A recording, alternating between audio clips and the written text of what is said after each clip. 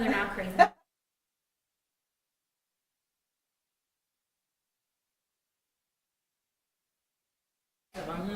When I interviewed with their staff.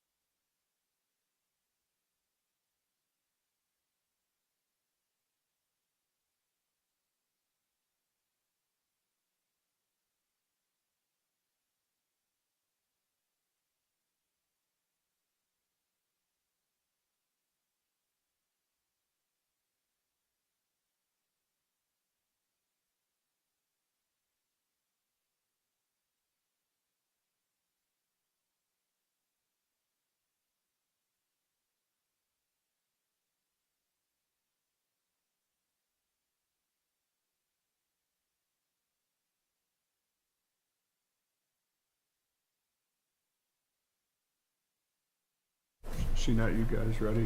Chris is All right. hiking. Okay. Gee, that's too. I'll call the order the March 20th, 2023 meeting of the Harris Township Planning Commission. And the first item of the agenda is approval of the minutes for the January 9th meeting. Does anybody have any comments or on the minutes before I'll take a motion for Also approval? try to speak up because Todd's having sound problems again. Okay. It's a hearing aid problem, All I'm right. told. Should are these microphones in the right spot? Okay, all right, So maybe move the microphone a little closer to all me. right. So, anyway, I'll take any comments or a motion for approval of the January 9th minutes. So moved. Second. Okay. Got Bob and Jeff on that. Okay, all in favor of approving the January 9th meeting, say aye. Aye. Opposed? Okay, that motion carries. Next item of the agenda is public comment. It's for any members of the public that want to comment on anything that is not on the agenda tonight. And I don't think there is anything. I do need to just mention, I read some somewhat distressing news a week ago about Harris Township losing their township manager. And I guess congratulations are in order Thank to you. Amy.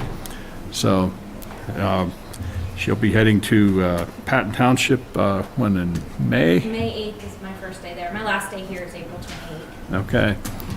Well, we've been very lucky to have you here, and we're lucky that we still get to keep you in the Center Region anyway. Thank you. So, okay, next item on the agenda is approval of tonight's agenda. Is there any comments or additions to the agenda? All right, take a motion to approve the agenda then. Move to approve. Second. Okay. I was jumping on. All in favor of approving the agenda for tonight, say aye. Aye. Opposed? Okay, that motion carries. Okay, Planning Commission business. The first item on the agenda is a zone ordinance amendment request. And I don't know if we want to hear from Todd. We did get a request from John Sepp of Pentair Engineering for an ordinance amendment, so I don't know what order you wanted to do things. So why don't I do it because they're having some audio issues on the CS. Okay. The Zoom side. So I'll introduce it and then Mark and hopefully Todd can chime in.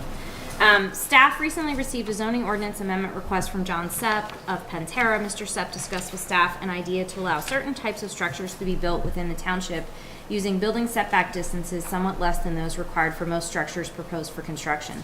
The change would apply to all zoning districts. Hold on a second. All structures in each zoning district have required minimum building setback distances from property lines. Those distances vary by structure type, lot area, and zoning district. The one notable exception to these standard building setbacks is small accessory structures. They may be located as close as 6 feet to the side and rear property lines so long as they are not larger than 144 square feet in area and are not taller than 10 feet. Again, this is true in all zoning districts. Mr. Sepp's request is for a specific type of structure. Uncovered and unenclosed grade level patios, sports courts, and similar structures must abide by the district setbacks unless they are very small. These types of structures are often proposed to be larger than 144 square feet in size. Staff and Mr. Sepp have exchanged ideas regarding his request and have come to the conclusion that it is feasible to ask if such an idea is something that would be considered for review. Staff believes there may be some merit to a scenario where the required building setback is reduced to half of what would normally be required for uncovered and unenclosed grade level structures such as patios and sports courts. The board did discuss this at their last meeting, and they felt that it was worth looking into further, so they forwarded this to the Planning Commission. Todd, can you hear us now?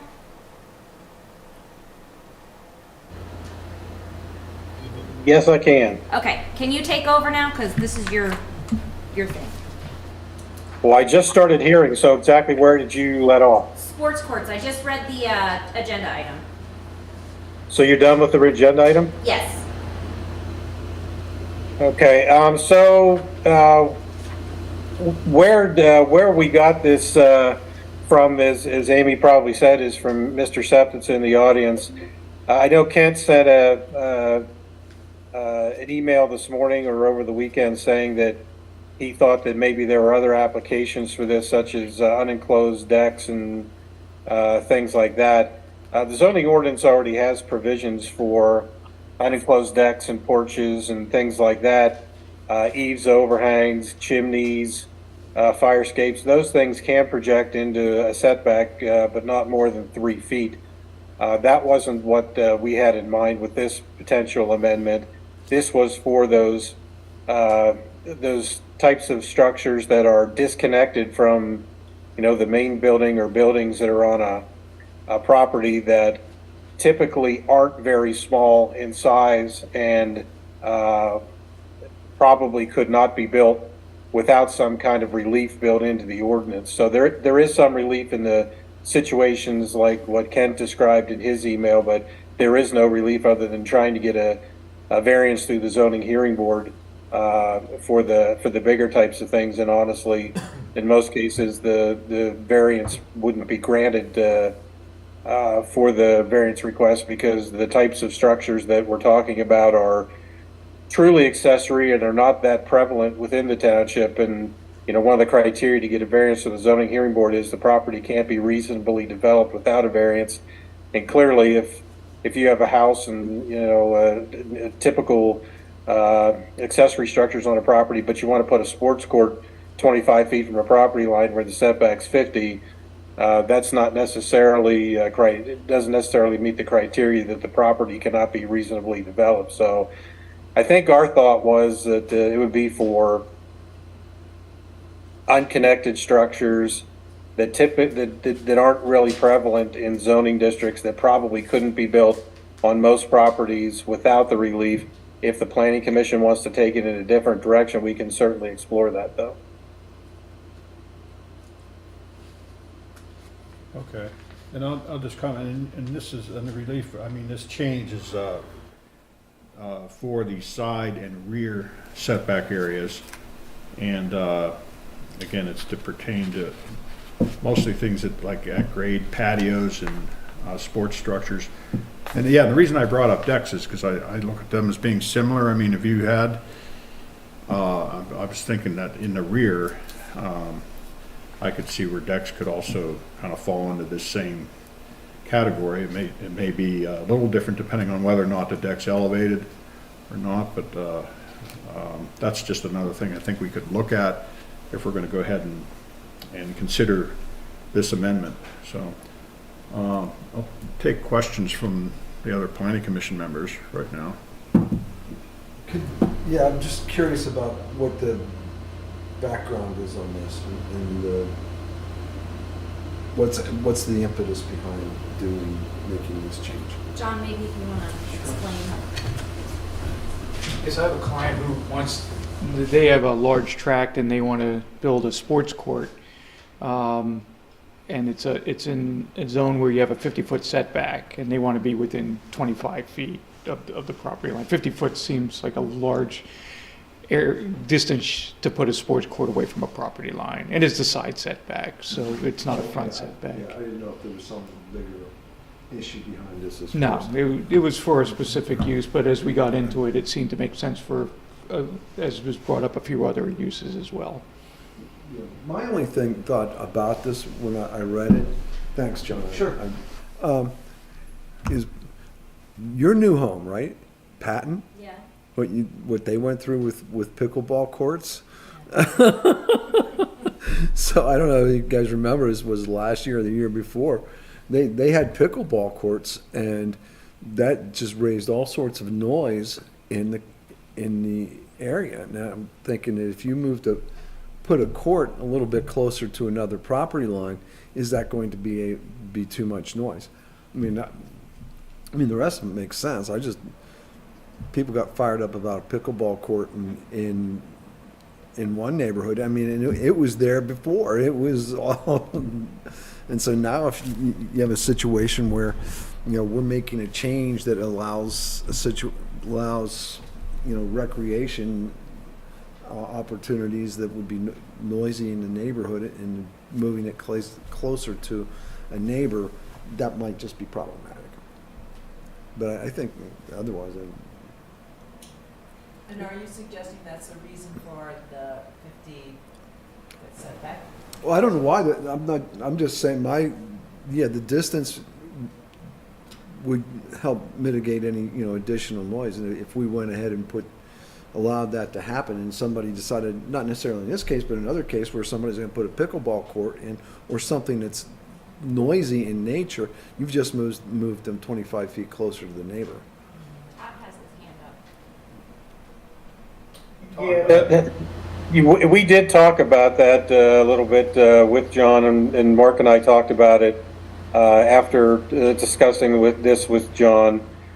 While noise certainly is a concern, we wonder how much more of a concern it would be with the amendment as it's proposed. In a typical R1 neighborhood, the side setback's 8, and with the language in the proposed ordinance, it would be 4. The rear setback's 30, in the proposed ordinance it would be 15. I'm not sure how much difference, if any, it's going to make for noise from 4 to 8 feet or from 15 to 30. Likewise, in a non-residential district where the side setback is 50 and the rear setback is 100, or even the side setback's 100, the difference in noise at the affected property lines may or may not be noticeable when you go from 75 to half of that, or when you go from 50 to 25, or when you go from 100 to 50. 100 to 50 might actually be the where you'd notice the biggest, in my opinion. But it's certain noise, I think, is something that we all thought of. I just wonder how big of a practical effect it is, particularly on smaller lots. Do we have a fence height requirement? No. Because the fences that go around these things are very tall. Nobody wants a 5-foot fence, you're just gonna send a tennis ball or pickleball over it. So if you ever go to a pickleball court or tennis court, the fences are 15, 16 feet in the air. Do we have a fence ordinance that says that you can or cannot build that? Well, my thought is, in the larger lots with the larger setbacks, a fence may provide some additional sound attenuation. I don't think a fence is going to make much of a difference on a quarter-acre lot, or a 10,000 square foot lot, a 7,500 square foot lot. If you're talking 4 feet or 8 feet, you get some people out there doing anything, basketball, pickleball, whatever. I don't know that a fence is really going to block any sound, particularly at a time of year when there's no leaves on the trees and things like that. No, I'm not about the sound, I'm about the aesthetics of it. Do we have a zoning ordinance that says that fences can only be so high? No, we don't have any regulations for fence height, and we don't really have many, if any, regulations that deal with aesthetics.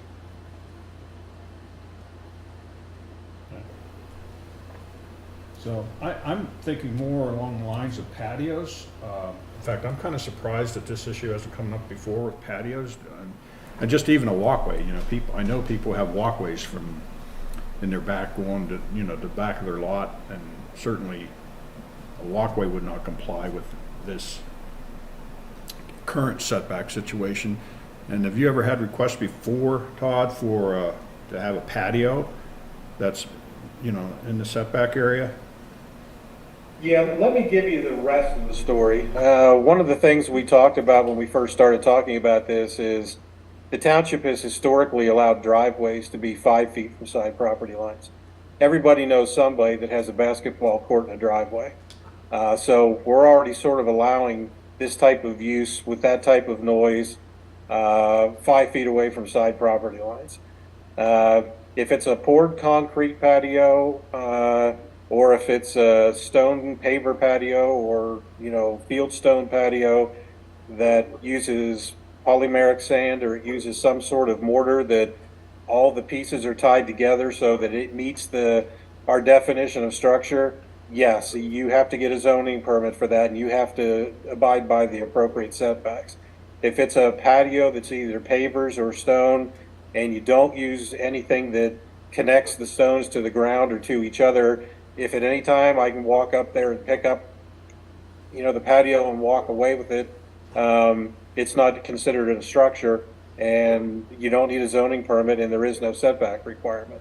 So that does come up all the time, and some people opt to just abide by the setbacks, and some people say, I'm just going to do the stone patio, or they do a combination of the two. They build the structure type thing up to the setback line, and then they do something they don't need a permit for past the setback line. Yeah, personally, I don't see an issue with having patios or, a reasonable court extending into the setback area as long as, and I think we do need to have, we need to define that better, I think, better than just 50%, unless we go through the whole chart, all the zoning charts, and look and see what all those distances are, because I just like to get a better feel for that, to see if we could just go with a straight 50%, or if we need to specify that a little more clearly. I think we chose the 50% as a simplified way of doing it. There aren't that many different setbacks in zoning districts. In the rural districts, unless you have small lots that are part of a conservation design or a rural clustering development, your setbacks are usually 50 in the front, 75 in the rear, and they're either 100 or 50 on the side. In residential zoning districts, which 90+% of all the structures in residential zoning districts are single family detached, your setbacks are 20 in the front, 8 on the feet, or 8 on the sides, and 30 in the rear. It's only when you get into R2, R3 structures, some of those things, where the setbacks get a little bigger, but it's a very small range of building setbacks for the different kinds of structures that we're talking about. Okay. Question, when the supervisors discussed this, did you guys talk about the noise issue? No, so they're, Did lighting come up? Not in this issue, no. No, Todd, remind me, I don't think they had a whole lot of discussion at the meeting about this. They just agreed to pass this along. offense. To be honest with you, I view the lighting issue and the noise issue is totally separate from whether or not we allow an uncovered at-grade structure like a patio in the setback area. Pickleball, I mean, that the big problems that they've been having with that is in parks, which are hundreds of feet from these properties, and if people are playing and going to them and playing from sunrise to past sundown, I can see where it could be annoying to somebody that lives next to that, even if you're several hundred feet away. And so that's something, I think the noise issue of that are related to that type of thing, I think would be a separate thing we'd have to look at. And your pickleball could be such a problem. I guess I'll ask John Sepp, I mean, was your client considering pickleball? I don't know. I don't Can we think go so. to Yeah, sure. This is very important. I don't believe so, but I'm not positive. Okay. But yeah, and I'll say, yeah, I mean, if you are going to have, say for instance, you put up a basketball court and then you get one of those 1,000-watt lights to shine on it, and you have games going till 11 o'clock at night, I could see where that could be a problem. But I see that as a separate issue from the court itself. And so I don't know if that's a different thing we should look at. Don't we already have it so the light can't leave the property? Yep. So neighbors can't complain and you would have to dial it down. Mm-hmm. So, I wasn't given direction to say, make sure we can play pickleball.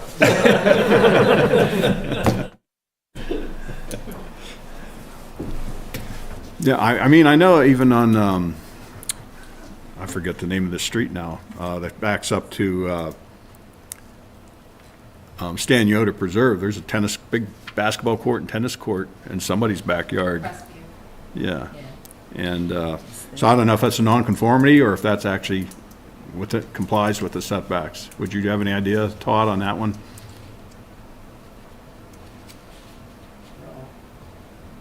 Looks like the owl is out again. Oh, the Oh, owl's out again. okay. All right. Todd was ignoring your question. So that doesn't matter. It wouldn't matter. It's either non-conforming or it complies, so, because it's been around a long time. The basketball court? It's a basketball / tennis court. Yeah, if you go hiking around Stan Yoder, you can see Oh, it. no, there's one up on Crestview Avenue near me, basketball court. So Okay, another one up there, okay. Mark pulled up the picture from Patton of the pickleball courts, and they're all surrounded by trees. They're quite a distance away from any of the nearby Oh, yeah. homes, and I guess my point is, it doesn't matter, it's probably has a lot to do with elevation and other factors. Yeah, that I think probably it's allow time, travel. how long, the thing about pickleball or basketball could be, or even tennis. I remember in Spring Creek Park, we had, there's 4 tennis courts that are near some homes, and if people were going out 6 o'clock on a Saturday morning, that was annoying to the neighbors, So, especially if, when there was a backboard there and stuff, so, but to me, that's a separate matter than the structure itself, because I'm still thinking from the standpoint of just somebody wanting to put a patio in. We're basically just talking about pavement. I mean, isn't that what we're down to? It's like, can you have pavement there? Because, I mean, you could play a lot of sports on the lawn. You could have a soccer team in your backyard. You could have a putting green in your backyard. All those things are illegal. You could play croquet. But all of a sudden we say, oh, well, we don't want pavement because now you can play tennis and pickleball. So we're kind of, again, like the sign ordinance, we're discriminating against what sports we allow to be in the backyard, aren't we? Good Lord, Jeff, stop reading Supreme Court. But I don't see a problem with allowing somebody to have a patio or a basketball court in their backyard. And sports change, and it'll be something new in 20 years that they're going to want to do something else. How about jarts? Those are dangerous. Remember those things you used to throw in a circle? Yeah, I'm okay with. I learn something new every day. I'm okay with that as long as the supervisors discuss that, understand that the noise implication. But aside from that, Yeah, it's I mean, like- that definitely didn't come up at the board meeting, but I think that's a good mention. If you guys are okay with it, we can put together some draft language for you to look at, and then pass that back up to the supervisors. Okay. Any other comments or questions? Bill? Actually, I have a question. I'll come over here to the mic to ask it even. Since you're talking about larger at-grade structures, would runoff come into consideration? Impervious coverage certainly would. Yeah. And Todd, are you hearing us at all? Yeah, we got sound back right about the time you guys finished talking about what we were going to do for the next meeting, so I guess I'll have to find out tomorrow what we're going to do for the next meeting. But yes, whatever structure would be built would still have to meet the lot coverage and total impervious standards of whatever zoning district it's in. So it wouldn't be like it would be runaway paving or concrete in people's backyards. They would still be bound by the lot coverage and the total impervious coverage standards in each zoning district. Yeah, I was thinking more of the direction of runoff. If you move it 25 feet closer to someone's yard and they're downhill from you, and all of a sudden you get a big push of water in that direction. So I don't know how that would come into consideration, but Yeah. I think it should. You see the engineering firm. Yeah, it really more is a slope. That's really more of a Well, that- slope issue. that They would- have deep pockets. That would come into play under the stormwater ordinance then. So that's in the subdivision land development, but we would have to comply with that as well, regardless of what the structure is. Right. It's on red gun, it's flat surface, right? We're not talking slope. I mean, the intention here is on a flat, level surface. It's not something where you slope. So, I mean, if you're going to have ponding water, it'd be on the. Yeah, well, I mean, right now, I mean, the rooftops, driveways, all those things can run off onto an adjacent property and be a problem. So those are separate issues that just kind of have to be dealt with, and hopefully people are try to manage their runoff. And if they don't, then Todd will probably get a call. I don't know. But it would fall subject to the salt. Any other comments or questions? Do you think the staff feel like you're getting enough feedback on that then? I think so. Todd, do you feel like we were going to put some draft language together for the next meeting, or probably the May meeting. Do you think you have enough to go on? I didn't hear the section of what people wanted to see in a draft ordinance, so I don't know. I think they agreed with, what did you suggest, 50%? Yeah, I think they agreed with that. Yeah, that's easy to, that's easy to write up. Yeah, I would You like can to do that see- right now if you want. I'd just like to see, when you come back, just get more into the specifics of each zoning district of, including commercial, you know, what that would involve, or village, you know, what that would involve, you know. Sure. And, and I still think, maybe we could, try to work decks into that somewhere too. So just look at that and see if that's feasible. Well, I think that's a subjective thing, and I'm not gonna, I don't think I'll weigh in on whether or not it's feasible. That's something that the planning commission has to decide if they want to include that as a recommendation to the board who will make the ultimate decision on it. It doesn't matter to me one way or another. Okay, I mean, that's just to me, particularly if it's more or less at grade. Now, decks aren't going to be precisely at grade, but even at grade, you know, if you're putting in a patio or a walkway or court, you're going to regrade the lot a little bit in order to do that. So I would think that would be more or less the same thing, and it'd be, you know, if it's a wooden deck, it'd be less pervious. Would this mean that the above-ground pools would be closer to the property line? Now, the swimming pools are required to abide by the side setback in every zoning district, but they can be as close as 20 feet to the rear property line in any zoning district. And that's not just the edge of the swimming pool. If there's a concrete apron around the swimming pool, that 20 feet has to be observed by the concrete apron. Same if there's a wooden deck or an elevated deck on a swimming pool. If it's an above ground pool, it has to abide by the 20-foot rear setback also. Okay, well then we'll have to be careful to make sure we don't mix up patios with a swimming pool deck when we write this language. I think we're ready to move on. Okay. Thank you, Todd and John. Thanks, John. Okay. All right, next item on the agenda is the landscape buffering regulations. We got a recommendation from the Shade Tree Commission. Yes. Amy, you're gonna do that? I'm going to give you a brief PowerPoint, which is what we gave to the supervisors in January. So some of this applies and some of it does not.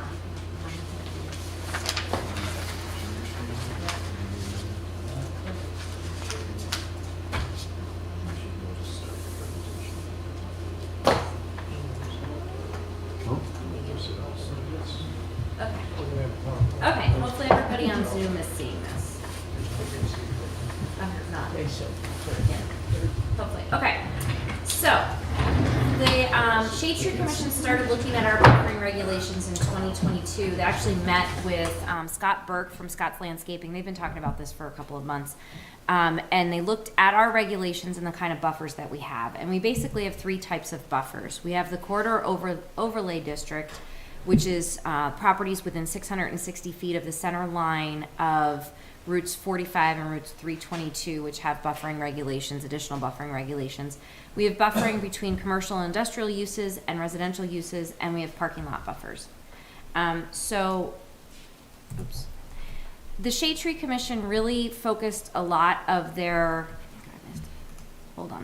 the Shade Tree Commission really focused a lot of their attention on the corridor overlay district because we determined that that was mostly the problem. And we determined that based on, we used our own maintenance facility project as the guinea pig, and we had to plant an awful lot of trees for that project, and we lost an awful lot of trees in the first year, and they're all kind of clumped together. So the Shade Tree Commission started looking at the corridor overlay district. The corridor overlay district was originally adopted in 1992.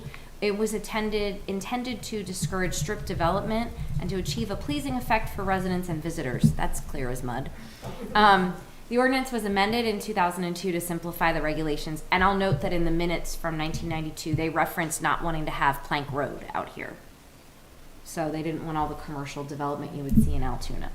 So the landscaping regulations, as I said, apply when some subdivision or land development plans are submitted for projects on properties located within 660 feet of the center lines of 322 and 45, which includes the bypass, and they're intended to reduce the visual impacts of development from the corridor roads. These projects are mostly non-residential in nature, and they have to show a planting plan for the different types of plantings, canopies, understories, trees, shrubs, in amounts determined by a chart that weighs the proposed land use with the existing neighborhood land uses and requires more plantings of each type of foliage as the intensities of the proposed and existing uses increase. So again, it's like clear as mud. And there's also regulations within the corridor overlay to inventory larger trees, to do tree preservation, and there are standards in there for the kind of trees that you have to keep and what you can replace. I will say, though, that after a couple of years, I don't think these are warranted anymore, because we had an issue with Liberty Hill where they took out their buffer plantings because it was blocking, someone took out some of their buffer trees that was blocking the view of the mountain. I'm not even making that up. So this is an example of what a corridor overlay buffer yard looks like. It's basically a wall of landscaping around the property. And so this, seems a bit onerous if you're a developer or if you're someone who wants to have a business and maybe not block it from view. So they looked at the other buffering regulations in the ordinance, and that's the one that requires that a commercial or industrial zoning district has to buffer it if it adjoins a residential zoning district. They also looked at parking lot plantings, and parking lot plantings are important because obviously they provide screening so that people can see, they're not seeing the headlights. And we don't feel that these are as that much of an issue in terms of buffering because they're not as onerous as the corridor overlay regulations. So when they were looking at this, they also looked at the village commercial zoning district, and the village commercial zoning district contains its own landscaping and buffering standards and regulations, and they were just written in 2018. Yeah. 2018. They're generally simpler than and require fewer decorative plantings than the COD, but they emphasize visual screening with neighboring residential zoning districts and parking lot vegetation. There's only a few small projects that we've actually been developed with these regulations. But we wanted to give you a visual of what these regulations look like versus the commercial zoning, or the COD, the corridor overlay zoning district regulations. So as you can see, these are much less onerous. And the Shade Tree Commission's number one recommendation is to take these regulations and apply them into the corridor overlay, because they basically, when they talked with the supervisors indicated they favored regulations that would cut the plantings almost in half, like cut down the quantity, and that's what this does. So they are very interested in seeing these regulations put into the corridor overlay regulations. And they've also put together a couple of other recommendations for you, which were included in the packet. One of the things that we talked a lot about, because most planting plans are not done by landscape architect professionals, they're done by engineers. And that is no disrespect to any engineers, but engineers aren't planting professionals, so they don't necessarily know what they're doing. So we talked a lot about, should we have a requirement that a landscape professional do the plan, but that adds cost into the project. So their recommendation was to reference spacing guidelines, and we found ones from the Arbor Day Foundation. We're trying to look and see if there are other national standards we could use. And this should help alleviate the issues we've seen with the clumping. If you've been out to our facility, if you've been to Climb Nittany, which is across the street from our facility, the trees are just planted together to get the number of trees in. Half those trees are going to die because they're planted on top of each other. And also we talked about what if you have a natural feature like Climb Nittany has a hill, like a little bit of a hill, it feels like, in front of its property, and there's trees planted there. So what if you have a little bit of a hill? How can you account for that? So one of the things the Shade Tree Commission suggested was that you be able to look at the natural features of the property and not require that trees be planted on top of a slope or a hill or something, but that you don't reduce the number of plantings, but you allow the plantings to be moved, so you're taking advantage of what's on your property, and you're designing your planting plan not to meet our ordinance, to meet our ordinance, but also to provide something that's pleasing to the eye for your property as well. They also had a long discussion about warranties. Right now, these don't have a warranty on them, do they? For the village commercial? No, for the COD.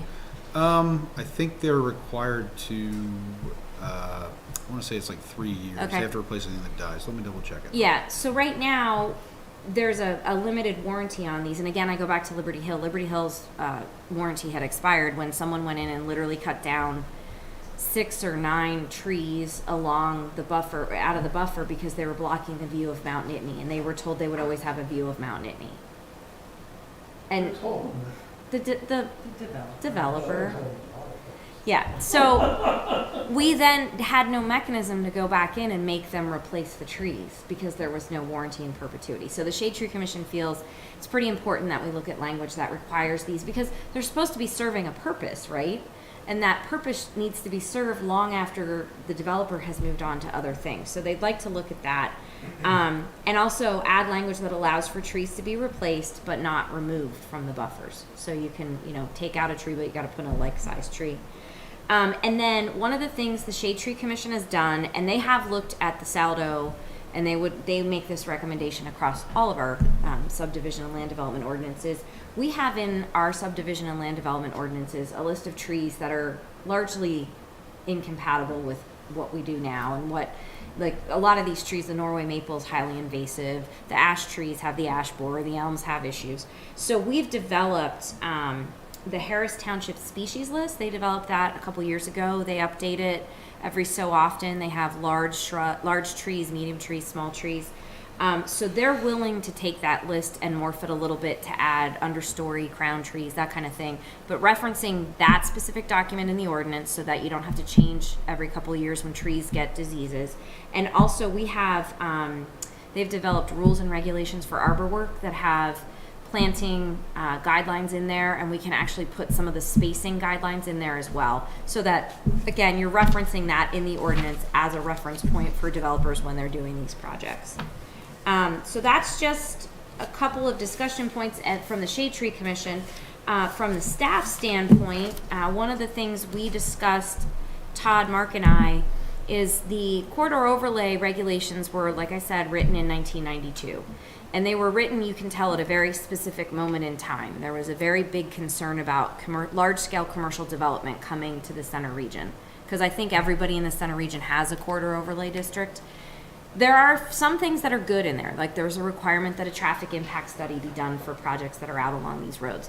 But there are a lot of things in there that don't maybe make sense to have a standalone overlay district. So the larger conversation piece is not just the landscape buffering, which is a very important piece of it, but it's, do we take landscape buffering, do we take traffic impact study, and do we take any of the other things out of there that we think are beneficial and just put them in the underlying zoning districts or into other ordinances so that they're encompassed somewhere, and do away with that separate overlay district. So with that, I'll stop talking and I'll stop sharing. All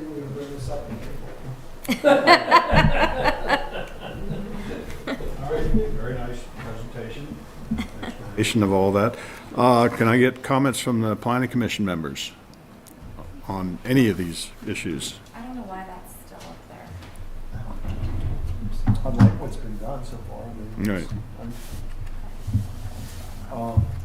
It's interesting that what Amy was saying about the doing away with the overlay district, and that bigger picture of things. That's why I said. Yeah, in fact, I'd like to just comment on that first before, and then get more into the details of the shade tree recommendations, which all look pretty good to me. But when we look at these corridor overlay district regulations, you have issue about a traffic impact study, access, and of course all the stuff about landscaping and tree preservation, and then a design requirement for buildings, lighting, and pedestrian access. Now, I would think most of these items we probably have bits and pieces of these spread throughout the rest of the ordinance. Yes. And I think that's where they belong.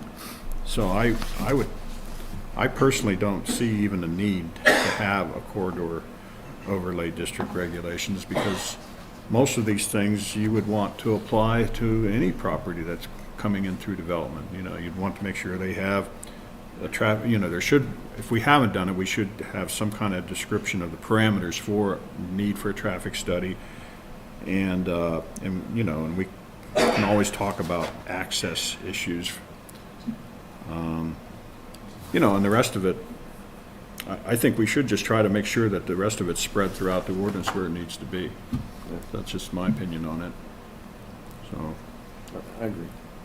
I agree too. I but, think yeah, I would like to just, get rid of it. yeah, go through the, you know, the recommendations from the Shade Tree Commission. I guess the first one is to use the village commercial one. And I guess I'm going to even expand that a little bit. I'm wondering if that should be worked into that table 1 rather than have 2 separate buffers. What is it? Table 1 in Chapter 12 gets into buffering requirements between different types of uses. Oh, that's for the. That's how you determine the planning requirements in the The corridor overlay. overlay. Table 1's for the corridor I overlay? believe so. Let me go pull up table 1. I thought it was also related to buffering requirements between properties. No, that is where we get our corridor overlay Right. requirements from, is using table 1. I don't believe, and Todd can correct me if I'm wrong, I don't think we use that table that has the class 1, 2, 3, 4, and 5 uses in any other district that I'm aware of. No, that's just in corridor overlay. That's kind of what makes border overlay planting regulations pretty onerous. Oh, okay. Okay. Well, I could see having buffering requirements between different uses, though, even if you're not in a corridor overlay. Makes more sense. Right. So I guess just take a look at that and consider whether we need to have a separate kind of a buffering list and then a separate table. But I think, at least from my own thoughts, and we didn't talk about it fully as staff yet, but to your point, it makes sense, and that's what this table does. It requires certain buffering requirements between certain types of uses, and then we do have other standards elsewhere that require screening between commercial and residential uses, which makes sense to keep that in place. But then when you have just a non-residential use next to residential, or maybe next to another non-residential use, having these landscaping standards in there, they provide some buffering, but they're not a screen where you can't see it. It just buffers visually. And I think we may not need to have this complicated of a table if we go with something like we did in Village Commercial. Village Commercial, it doesn't matter what your use is, it's just district-wide. You need to have these types of plantings for anything adjacent to one another. And then along the backs of the properties where you have residential, we had screening requirements to try to protect those property owners. So I think that might be an approach worth digging into and try to avoid this. If it's this use and this use together, then you have to do this type of Right. planning approach. Yeah, I'd like to see that. And the other one that Amy was mentioning was the parking lot buffering, which to me is more of a, you know, it's more of a perimeter island type thing. And there should be, I think there should be I don't know, do we have a minimum parking lot width from the street? So you don't have the strip effect, that you have some type of a buffer from your parking lot to the street? Well, Todd, I think it's 5 feet for a parking lot. I assume that applies to the front yard as well, correct? Well, not village commercial. The parking has to be either in the back or no closer to the street than the building or something like that. So parking lots cannot be in the front yard or in the front of the building, at least in the village commercial parking lots in general. Any spaces open to the sky can be as close as 5 feet from side and rear property lines. Todd, what about other zoning districts, though? If right now, do we have any restriction on a parking lot in the commercial district, for example, that? Okay. Not that I can remember now. So I mean, I think there should be a front setback that we should consider for parking lots.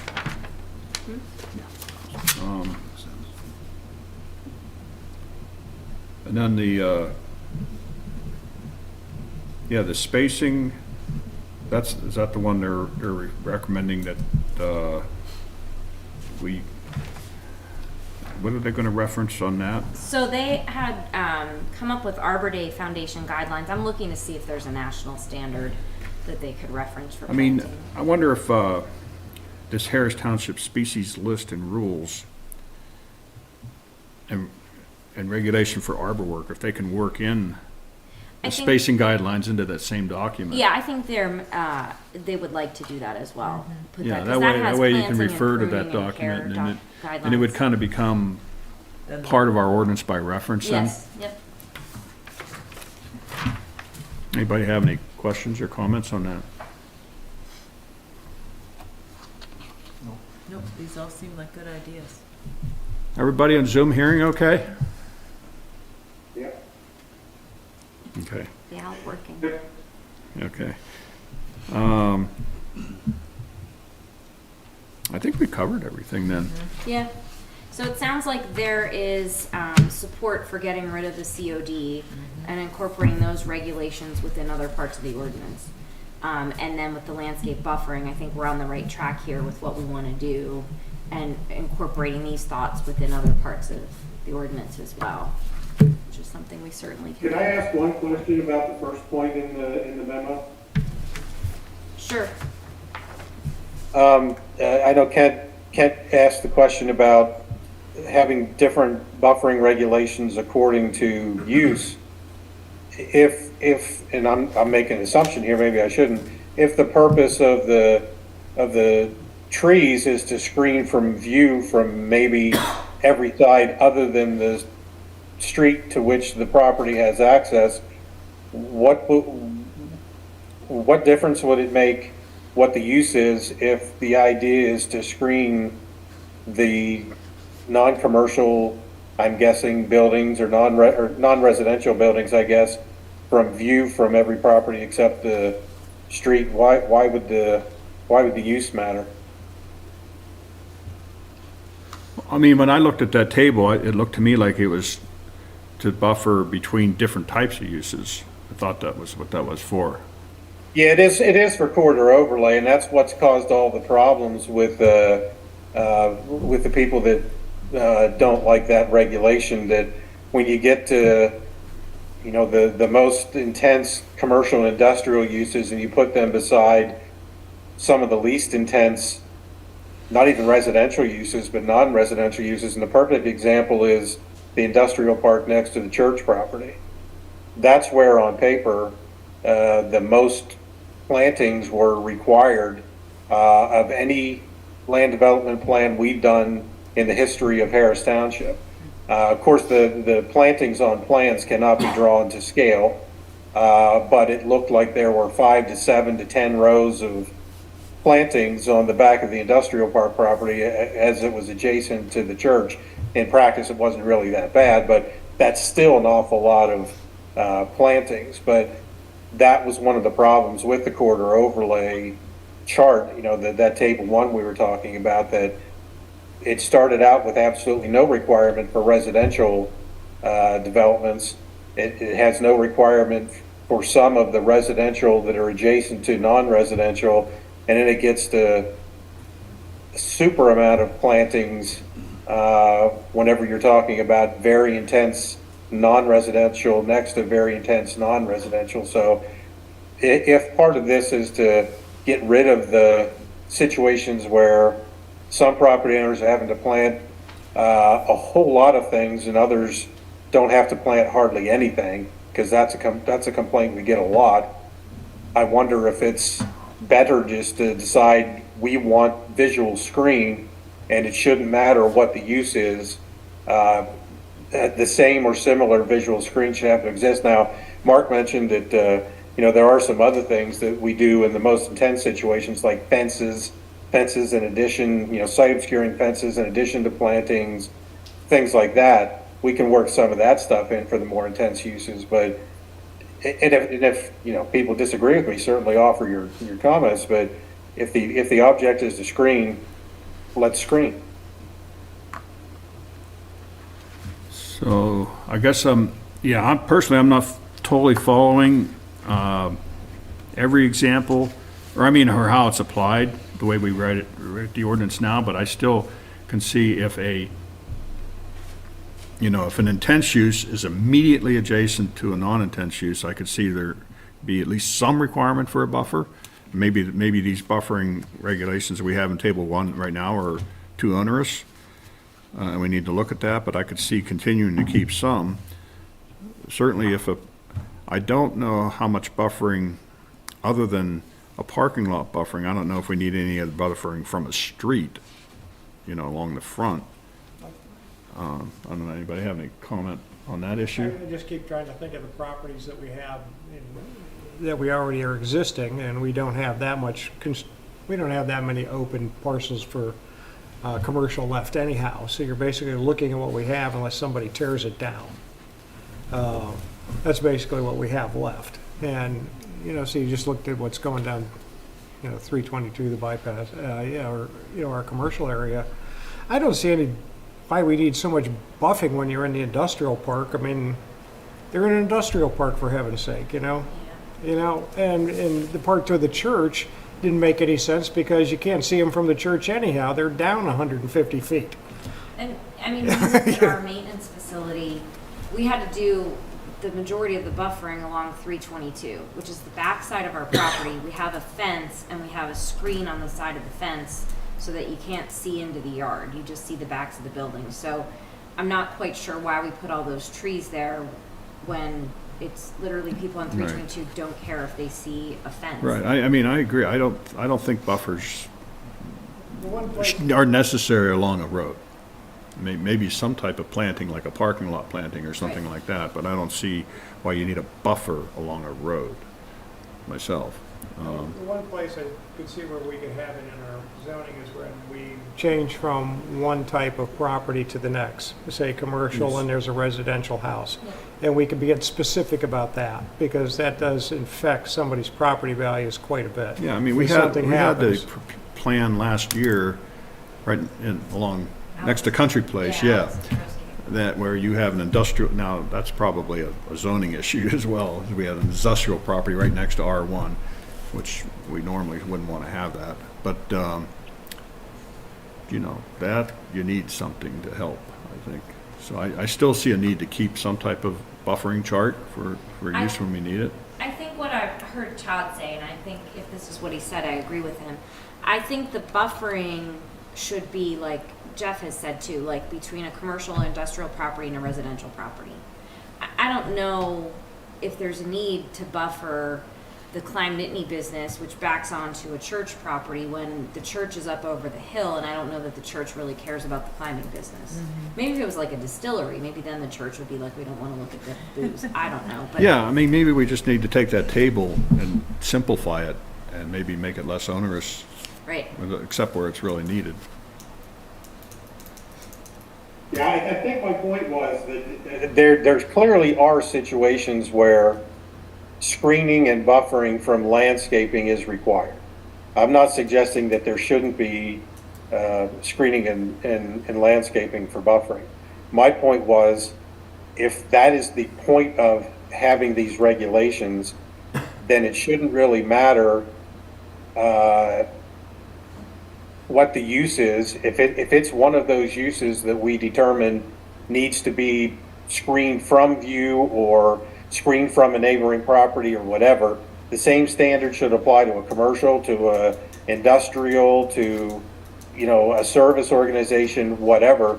Don't make it so complicated that people can't figure it out. Clearly, non-residential to residential needs a screen. Residential to residential probably doesn't. But in those situations where it is required, and there are obviously situations where it is required, it's probably beneficial to keep it pretty simple and require the same type of screen between those properties that require screening, so that there's not the fairness argument, there's not the, my neighbor had to plant 100 trees and I had to plant 200. I don't know that we want to continue those arguments. Okay. Well, I think conceptually we're saying the same thing. Yeah. All right, is there any other comments on the, this landscape buffering regulations? Staff's got enough direction at this point? Okay, all right, we'll move on to a less simple one. This one's Todd's. The sign ordinance. Yeah, for the past several weeks, we've been reading the sign regulations and the ordinances from the other 4 Center Region townships as a means of preparing for the rewrite of our sign regulations. Now, a few years ago, we've talked about before, a court case, which was Gilbert, decided that sign ordinances containing content-based regulations were illegal, and municipalities have been making the necessary changes to their standards to comply with the ruling. Gilbert, combined with the fact that Harris Township has not performed a comprehensive review of regulations pertaining to signs in more than 40 years, presents us with the opportunity to reevaluate how signage is regulated in the township. Now, the good news is that Harris Township doesn't have to start from scratch. The regulations we've had within Chapter 12 zoning has served us well through the years, due in large part to their simplicity and consistency.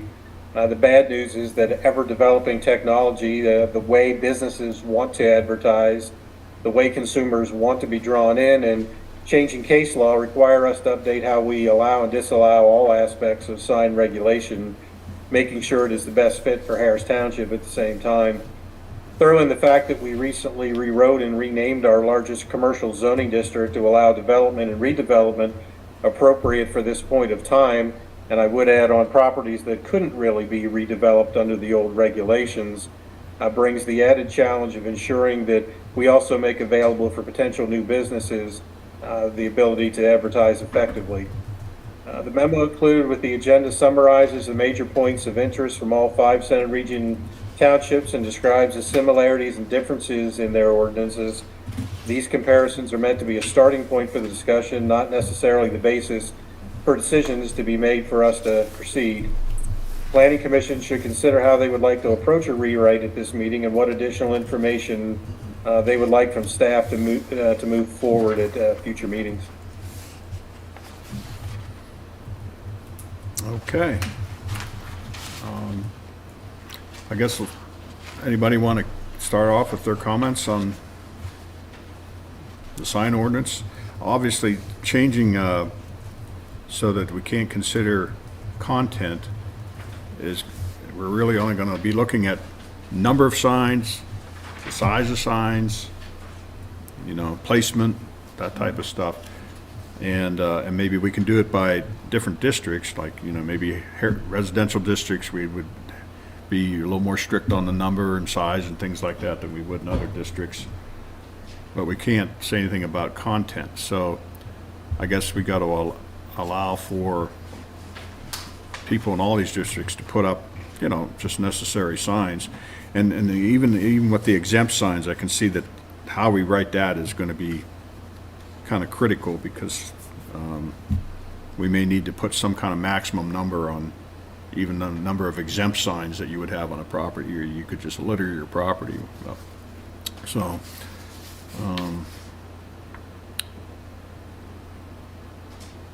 anybody else want to make any comments on it? Jeff? Well, I may have this wrong, but I read the Gilbert decision, and it wasn't so much the content.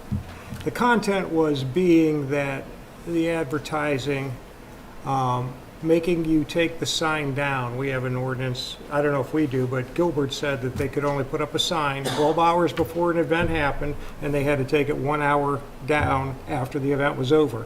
It was based on a church. Church complained that they could not then post their hours on a sign. They were renting a space from an elementary school for a Sunday church, and they got a fine from the zoning officer. And that was the decision was struck down. And so that, to me, goes back to the farmer's market. We cannot now tell them that they can only put up signs on the day of the farmer's market. They can put up signs all day long, all week long, and give hours that they want to do. Same with a yoga studio or anything else that rents a space. They can now permanently put up a sign if they are in business doing that. Not just about religion, it's about all signs. So that changes what we can do or not do, and I was wondering how that would affect even with our political sign part, where we say that after the election is over, you have to take your sign down 2 weeks after the election is over. Is that necessarily true now from the Gilbert decision, or can you just leave your sign up all the time? And put your Biden or Trump sign up and leave it up? Those are my questions Staff for our want solicitor. to take a stab at those? You know? Those are all Todd questions. Okay. Yeah, I think, I think I mentioned this a few times in the memo, a lot of these things are going to be at the discretion of the township solicitor. I think the Gilbert decision says more than Jeff's brief synopsis. And Mark has told us that there's been a subsequent case that sort of contradicts some of what Gilbert seems to require. So that's something that we're going to have to talk to our solicitor about also. I don't know that it's technically illegal to take a group, a type of sign and say that you have to, you can only put it up a certain amount of time before an event and have to have it down a certain amount of time after an event. Maybe the way in the subject case that it was done was not correct, but again, that's a question that our solicitor will answer. I don't think, our regulations now are clearly in some places content-based. I don't think the principles that our current sign ordinance are based upon are that far out of whack with what could be made legal according to Gilbert or whatever the successive court decisions are. It's just a matter of digging into the dirt and seeing, with a solicitor, what we would have to change to be in strict compliance with the case law that's in effect. I think the bigger challenge for the planning commission is going to be, because all that's pretty much out of our hands. That's in the hands of the solicitor. The bigger challenge for the planning commission and for staff is going to be, parsing out the particulars. Is 5 signs the most you want on any property? Is 25 square feet per face the largest sign you want on any property?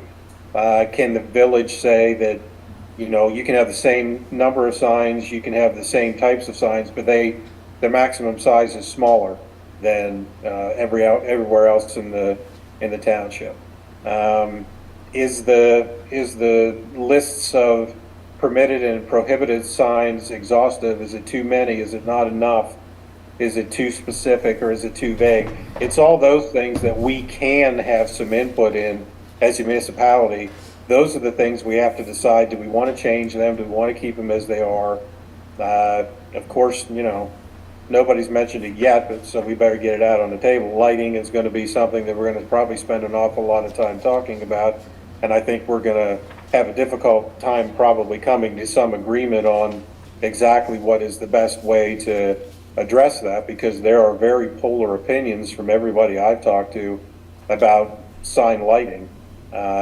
Even as I mentioned in the memo, within the Center Region municipality. So those are the types of things that the Planning Commission should probably consider spending their time on, and coming up with some recommendations to the Board of Supervisors. The legal stuff, and we can propose anything we want to our solicitor, and he can tell us if we can or can't do it.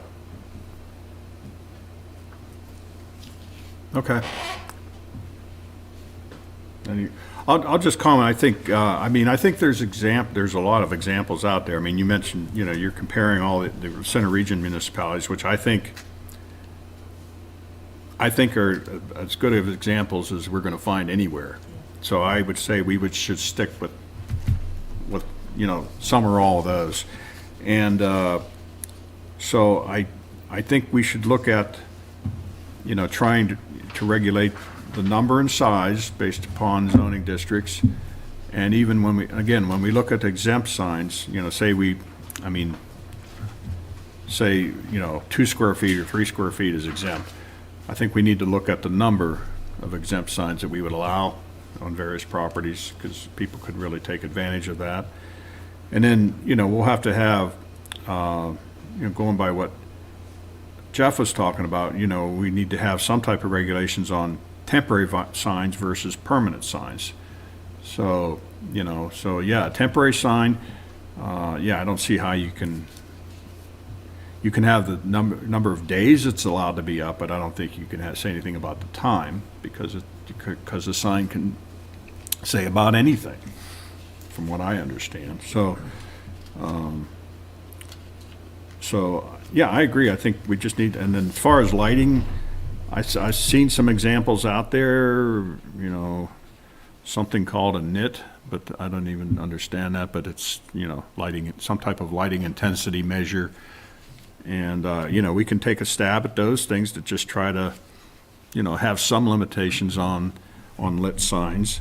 And, so that's just kind of my initial comments. I have actually, you know, I have a lot of opinions on this, because I did work with these things for a long time in my previous lifetime. So, does anybody else have any other comments, questions right now?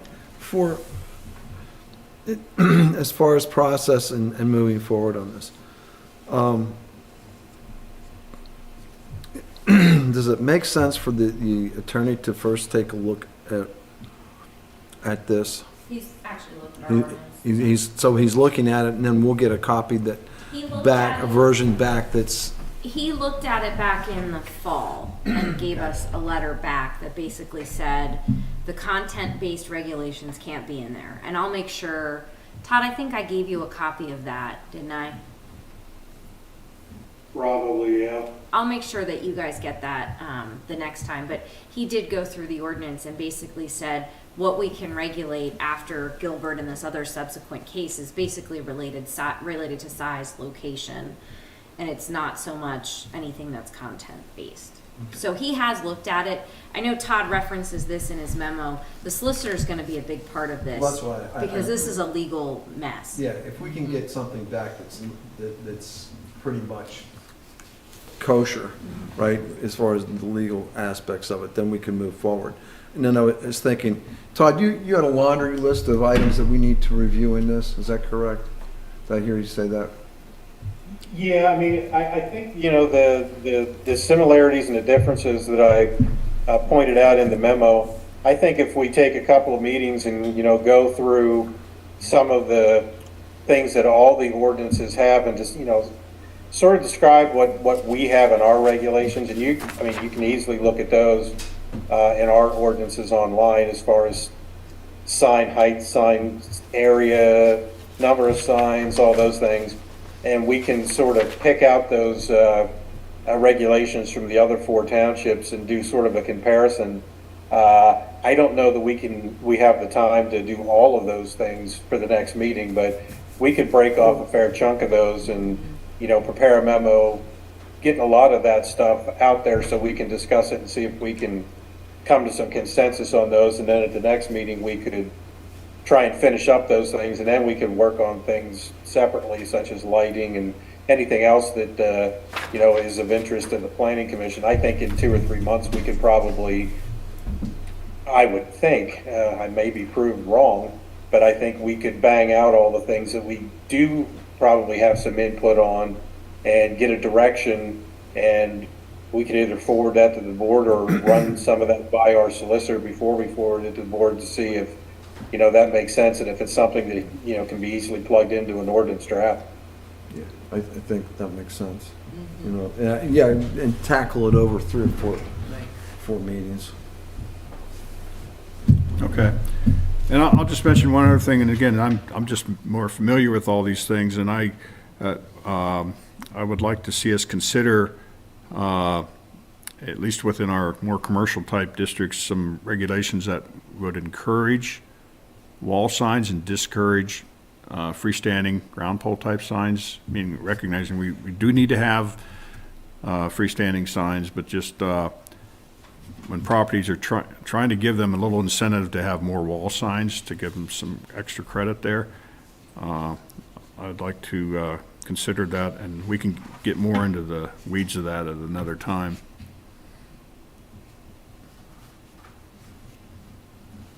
So, all right, well, thanks, and any other comments? Yeah, the one thing Phil? about the sign thing that was vague to me was, you know, we have the size limit of signs. But then I see businesses take up their entire glass plate with a sign. You know, a perfect example to me now is the coffee shop. You know, you look at the coffee shop and you're across the road and all you see is this breakfast sandwich. It's like as big as a car. Now, that is not the right size sign, is it? So is that an interior sign we're talking about? He's talking about it. Yeah, yeah, I mean, it's on the glass, and so. Right, so those are exempt right now, interior signs. Yeah, if it's on the inside of the window, we don't regulate it. Don't regulate it. Right. So all that plate glass becomes a sign if they so choose. Well, it becomes their advertisement. We don't count it as a sign. Yeah, and I The guess same. we have to decide, well, you know, if that's the way they want their building to look, you know, because it's, because Well- it is hard, especially now, since we're getting into content-based stuff, it's hard to regulate what goes on inside the building. I know that you have to be careful because they get tricky sometimes. They design their building so they have like a canopy type structure that sticks up, and they try to call that an interior sign. And I know there's ways to write a regulation to try to circumvent that so they don't do little tricky things that put up a really tall sign that they're calling an interior sign that's not regulated. So, but you haven't had too many problems with signs in Harris, have you? No, we've had amazingly few issues with signs. I think the biggest problem has been, and the biggest complaint I get is we don't allow large enough signs.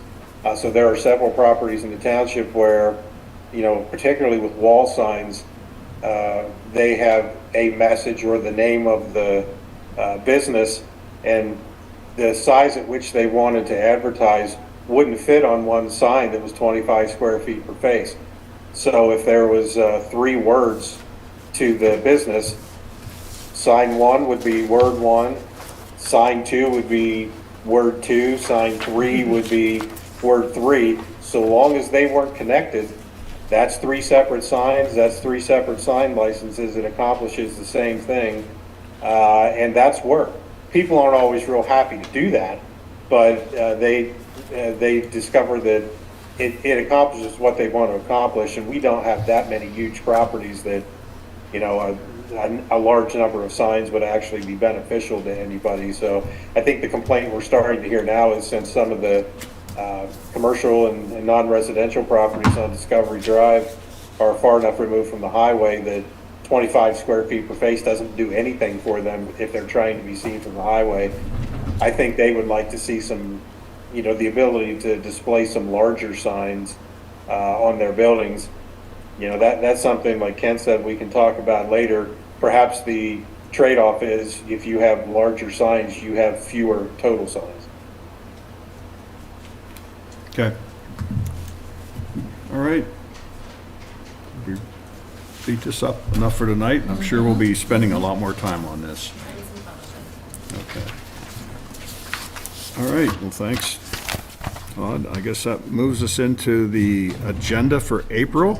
So April, we want to use your meeting to have a conversation about the village and the village parking issues that were discussed in the village parking committee's report. There are some former members of the village parking committee who have been coming to the supervisors meetings who are very concerned and want to make sure that this moves forward. So I talked with the supervisors at their meeting last week, and they're fine with everybody coming, with them coming to your meeting on April 17th. We figured it's easier than doing a special meeting because you're already going to be here. So you can look forward to a lot of discussion on the village next month. So where should we have that meeting? We'll have it here. We could, so how are we going to arrange the table if we're having everybody here? Well, it'll be like the joint meeting. The supervisors will sit up here and you guys can... No, we sit here and they sit up there. I am, you know what, I'm a short timer. Just put the right name tags in there, Amy. It's not like you're gonna lose your job. I'm not having that discussion with those 5 gentlemen, no. You use that term loosely. Okay, so you're gonna advertise it as a joint meeting then, or does it need to be advertised, or is it okay, just the way I it is? will ask the solicitor that question. Okay. I could see if the fire hall's available, but I'd rather not go to the fire hall. I don't want this to be, I feel like this is gonna be adversarial, and I don't want it to be adversarial. I want it to be, not between you guys and the supervisors, I want it to be a good conversation. I think there are some things we need to talk about, you know, with the, and one of the things, we've brought this up a couple times, staff level, the small area plan, and I think for a while, it has always referenced this harmonious mix of residential properties and business properties, but it's never actually defined what that harmonious mix is. And I think there are some people, even amongst the former parking committee members, there are some people that they want to see 90% business, 10% residential, or 70-30 or something. They want to see more businesses. There are other people that want to see 99.9% residential and 0.1% commercial. So I think that's kind of one of the discussion points at that meeting is, as we're talking about writing some relief for parking into the regulations and looking at maybe this overlay district, how are you defining where the overlay district would be? How are you defining where you want to see future businesses located? Because Todd and I were talking about this at work the other day. The village zoning district is at its heart a residential zoning district. It's not housed with the commercial and the industrial zoning districts. It's a residential zoning district. So that's just some of the things we need to talk about, and hopefully it'll be a lively, good conversation. So, I mean, are you gonna reprint a copy of the recommendations from the Yeah. the committee then? Because there's a wide range of recommendations in there, some of which are regulatory and some of which are not regulatory. But I think we need to at least talk about all of them, because they all kind of work together. And, Was there any sort of prioritizing of those Mhm. items? I thought so. Yeah, they prioritize them within their report. And I will tell you that a couple of the parking committee's done their job, you know, and we thank them for their time, but there are some that have remained engaged, and some of the ones that have remained engaged want to see this overlay district, and they want to see the overlay district, like yesterday, get done and put in, because that provides relief. And I will also say there are 4 or 5 properties along the diamond that don't have any off-street parking available to them. Now, Riley on Main is one of them, and she's moving out, but there's another business that, you know, is the same use that's moving in, another retail business, but it's still problematic if that weren't happening, what would be happening then? We'd be having more, you know, feverish discussions about this. So, yes, I will print a copy, give you guys a copy of that parking report with your packets, so you can look at that and give that to the supervisors as well. okay. Thank you. And in regard to that, I know I've kind of said this before. I always feel like this is a lead balloon, and I'll throw the lead balloon again. Oh, don't.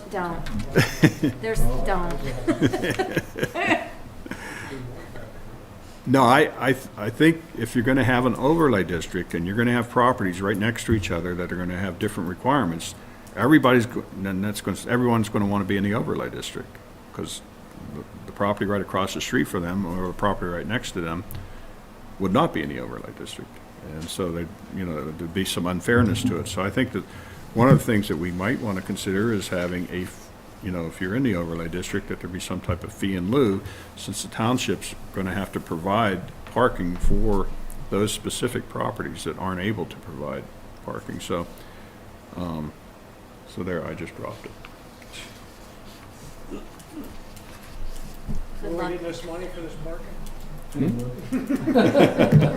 I mean, we do have future parking lots identified on the official map. Not saying I agree with the fee in lieu, but you could use that money to build Yeah, future parking lots. yeah, the other approach is you just, don't have regulations, and then the township just takes care of everything, just under general tax funds. So that's another approach, and that's another way of doing things too, but that's not what I'm recommending right now. All right, well, that should be, there should be a lot to talk about on that one too. So we got lots going on here this year. It's gonna be a busy year. Hey, I have a question. On Main Street, can basically all the properties be commercial? Mark? What's your question? On Main Street, can all the properties be Right, commercial? right now on Main Street, in the Village District, any property could be converted to a commercial use so long as they provide the parking they're required to provide. That's the main kind of, regulation that kind of prohibits any business from just coming into any place. They have to provide parking if it's currently residential. So, And since that becomes the unfair part, just because you happen to build your place 100 years ago and had a business and didn't have parking, but you can have commercial because you're grandfathered in. But I own a house, I can't have parking because of parking regulations that did not exist when you got to be commercial. So that's the unfair part. Well, it depends on if you're in the village zoning district or not. Remember, not all of the village is in the village zoning district. I'm just saying all the way down Main Street. Oh, Main Street, Yeah. yeah. Yeah, so if I have my residential property, because now it can't be sold as commercial, is worth a lot less money than the house that's right next to me that has the basket full in it. And it can be commercial because it's always been there. And so they get to do that and I don't. It's unfair zoning. but keep in mind though, that those commercial buildings that are, non-conforming to the parking requirements, like the ones that Amy mentioned down around the Diamond that don't have any parking, they were built as commercial to begin with. They can't change their use in any way that's going to increase the amount of parking they're required to have unless they provide that parking. So it's not like you can come into a basketful and turn it into a restaurant, because you wouldn't, unless you provide the parking for it. So there's non-conformities there, but that, they're limited in what can be done with their buildings as well. Yeah, you can't go add a third floor because you can't increase the square floor, right? Well, you theoretically could if it was just going to be for residential potentially. No, but I mean, if you were Right, going to be if you're gonna commercial. add more commercial space to it, yeah, you'd have to provide additional parking for the So additional they're, square footage. so yeah. they're stuck with what they're stuck with, but it's still worth more money because they're commercial compared to a house that is residential. They can't become commercial because they can't have the parking. Right. Square- And I think commercial and I square think that- footage is that worth gets- more money. Yeah, and that gets into Amy's first point, is that we need to talk about, do we want to let everybody have the ability to become commercial, or are we okay just forcing some of them to not have that ability? I have a problem with not being equitable because they were all allowed to do this before we decided to have parking. But And now that's that what we we did, talk parking about next stopped time. everything, and so it's not equitable to the people who have a residential house. One of your elected officials, Bud Graham, has said, the thing about the village's zoning district and the zoning regulations are self-selecting. So not every business is gonna be able to come in here because they're not gonna be able to fit some of our zoning regulations. And that's what's kept out some of the bigger businesses. And I don't know that that's a bad thing necessarily. The village was laid out 200 years ago, right? It's a very special little place, but it's really not intended to be Bull Avenue, right? Bull Avenue is what most main streets in Pennsylvania and America look like. They don't look like our little village. So I think when you look at and have this discussion with the board, one of the discussion pieces is we've really through zoning, and we had to take out, I don't know why they were so obsessed with laundromats back in the day and coin-operated machines. I still don't get that, but we took out those things because you can't say like you can't have a laundromat or whatever. But you're keeping out a lot of the stuff that isn't compatible with the little village, right? That's the stuff that belongs in village commercial, and that's the stuff that goes out on Bull Avenue where there is more, availability for traffic and pedestrians and parking and things like that. So it's like, I can't have a commercial business in my house. I'm not upset that, somebody down the street could maybe have a home occupation or whatever. Like, I don't get upset. I'm not thinking that. And I think people in the village aren't thinking they're upset because I can't have a commercial business in my property in the village, but the guy next to me can. Because if I have a residential property in the village, I could probably sell it for $500,000. I guess in my mind, I was just going through what happened to Elaine's place. She couldn't sell it for a very long period of time because of parking. And 2,000 Degrees still can't move in until we accomplish that. Is that correct? I have no idea. I have no idea what's going on with 2,000 Degrees. We haven't, to my knowledge, Todd, you haven't talked to them, have you?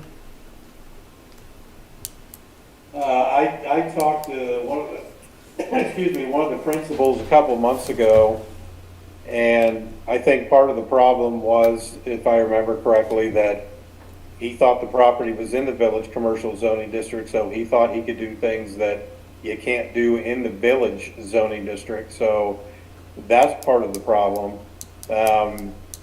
Before that property was purchased, we had meetings with the people that ended up purchasing it, and we clearly explained the issues that would go along with purchasing that property and trying to convert it to a non-residential use.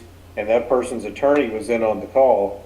So if, and I'm not saying they are, because my conversations with them have been, pretty on the up and up, but if there is some concern now that they can't do what they wanted to do when they bought the property, nothing's changed from before they bought the property. So they went in with eyes open.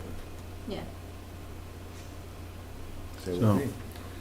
Yeah, so, yeah, and again, each one of these is gonna get into some discussion, so it should be a good session. Lots of fun stuff.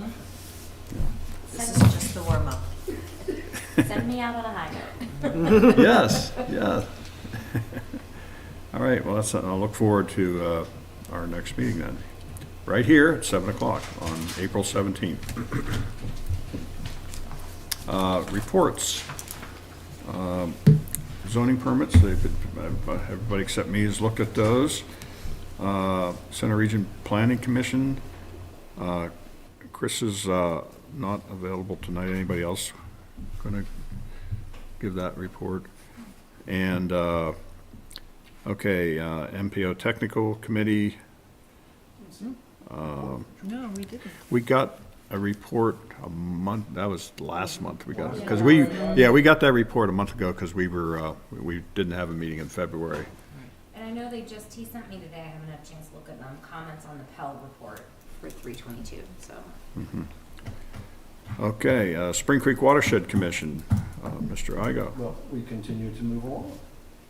And Mr. Baker is one of our subcommittee chair, and he's handling what we call the Governance Committee, which is made up mostly of municipal engineers. So I certainly appreciate that help. So they've met, that committee has met, the Authorities Committee has met, which is a group composed of all the various authorities in the area, including COG, CRPC, or CRPA, and Center Region, or Center County Planning, water, sewer authorities. So they've met, and that went very well. I mean, very positive meeting, so we're moving forward. Okay, thank you. Well, recent actions by the Board of Supervisors. Our primary sewage enforcement officer, Mary Kay Lupton, stepped down because she's taking a new business opportunity. So we appointed the Center Region Code Office as our primary, and then our primary is Walter Schneider. Then they have like 5 alternates that come from the Code Office. Then Stan Wallace and Mary Kay Lupton. She wanted to stay on to finish up projects as alternates through the end of the year. So that was the big switch. What's the alternate to?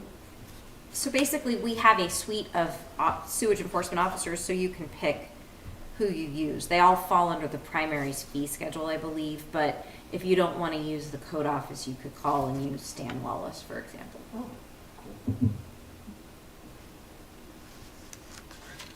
Okay. All right, anything else anybody needs to bring up tonight before we adjourn? Okay, I'll take a motion for adjournment. Bob? Second? Amy? Okay, all in favor of adjourning tonight's meeting, say aye. Aye. Opposed? All right, thank you. We are now adjourned.